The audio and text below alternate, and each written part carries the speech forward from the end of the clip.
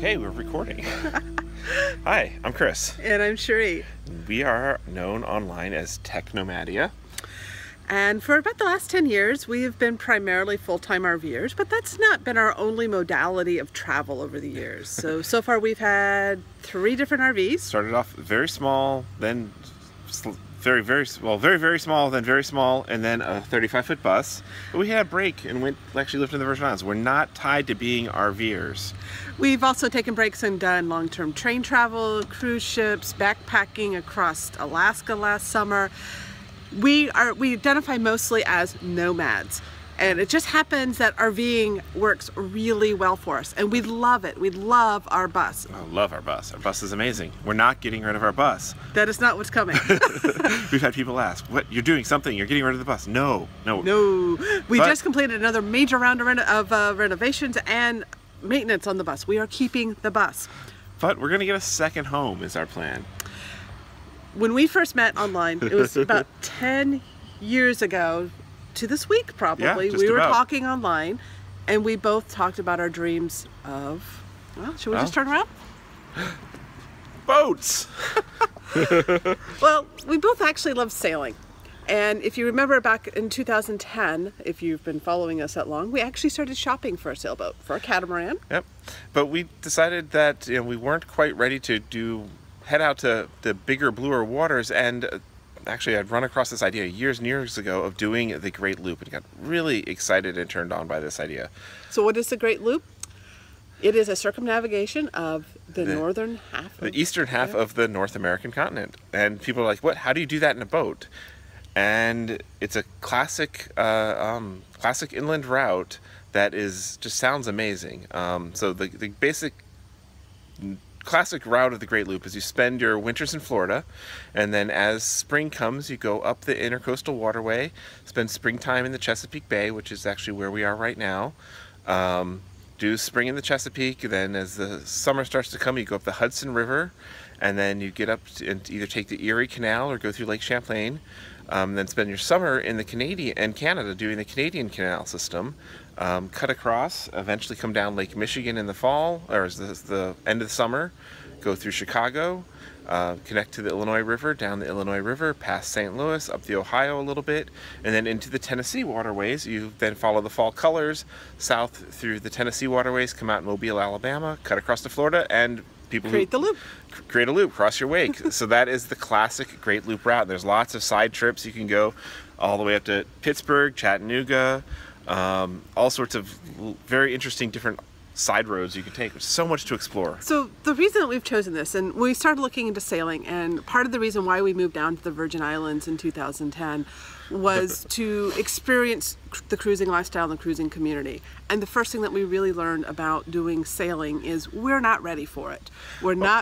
I'm not ready for it. Well, maybe he thinks he is, but we're still in our careers. We're still working full time, and sailing is, especially open water sailing and going out into bouncing around the Bahamas and the Caribbean, is we wouldn't be connected and we wouldn't be able to do the work we do, whereas... And it would have required a total shift in our careers, which we were open to, but some of our priorities are also staying near friends and family in the U.S. And that's one reason why RVing has continued to appeal to us so much, is we're always just a couple days drive away from bringing our house to near our parents or loved ones and being there for them. And that was so special to me when my father was passing away 3 years ago, is being able to do that. And that's a priority. We want quality time with our parents, and we want it to be, and quality time for us is being able to visit them in our houses. Yep. So the Great Loop is, to us, seems like a great compromise. It gets us out on the water, it gets us experiencing that. We're always going to be in sight of land. It's basically mostly, except for like this little 30-mile stretch outside of New Jersey. It's not open ocean. It's mostly protected water. It's the intercoastal waterway, it's canals, it's rivers.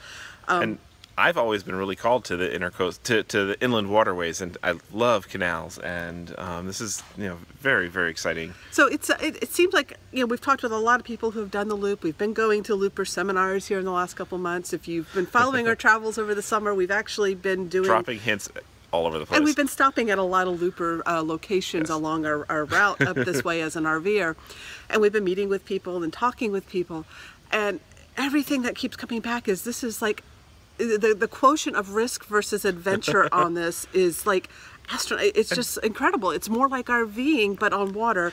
It's upping our challenge a little bit, which we want. We want to mix it up. We want to try something different. And we'll always be in range of a cell phone signal to continue all of our work with. Everything we do for RV mobile internet just continues because we're going places that are basically, you'll have the RV park and then the marina right there. So we're gonna be still dealing with the same connectivity challenges of cellular, signal enhancing, Wi-Fi, satellite, all U.S. based. So all the work that we're doing with RV mobile internet is going to convey over to what we're doing. We're going to be able to still stay on top of our careers that we've built for ourselves, and expand into a little bit into the marine market. So we're really, really excited about this. And yet this adventure, less than 100 people a year complete it. So it's still relatively untapped. I mean, there's amazing people that have done it. Oh yeah. But as far as like, you look at how many people complete the Appalachian Trail or up Mount Everest, I mean, the number of people that do the loop is still relatively small. So to us, it seems like a great next adventure. Good uncharted waters. Well, it's charted waters. Very charted waters. Very charted waters, but an uncharted adventure for us. It's and there's some really great. There's a great looper community. There's some great forums online. We are diving into those and looking forward to meeting a lot of people. We are minutes away from our first broker boat showing. So we are working with a buyer's broker. We have learned from talking with a lot of our friends. Now, a lot of people are going to say, the winds are already on the water. Are you copying them? Your friend Sean and Louise of our Odyssey, they're in a trawler. Are you copying them? All different styles. They're all doing their own styles, and we love them. And take a step back. These are all dear friends of ours. Nikki and Jason and Sean and Louise are all dear friends of ours. We've talked to them about boats for years. There's a reason we connected with these people very early on in our travels, because they too have that nomadic spirit that isn't confined to just one modality. And we all connected very early on in our first meetings of the dream of boating. Sharina actually talked about boats on our first date, so just about 10 years ago. We were shopping for our first boat before the winds got their first RV, but we decided then sailing wasn't for us. But we're very excited about the Great Loop. We are starting our boat shopping. We're not going to be doing it. We're not getting rid of the bus, and we're not intending to do the loop in 1 year. Right. So we're going to divide our current intention is the bus will be our winter home, the boat will be our summer home, roughly as we adjust the seasons as we start doing the loop. We'll probably do the loop in probably 3-ish segments, maybe over about 3 years. So we're shopping for a boat that we can put on the hard in the fall or winter as we move up the loop, and that way we can go at a slower pace and enjoy the places we're at. And then still enjoy our bus. And we think it's really important to keep them both in constant maintenance and not putting either of them in storage long term for more than a few months at a time. So that's the general goal. That's the general plan. We'll see how it shakes out. We're hoping, we are working our way down the East Coast into Florida for the winter. And our goal is to have a boat in our possession by springtime. And hopefully starting at least the loop, even if that means moving one city up north by this summer. So that's the general plan. That's what's up next for us. This is our big secret mystery adventure, and here we go. And now let the boat shopping begin. Yeah, and we'll share in the posts what we're looking for in a boat, and if you have leads, send them our way.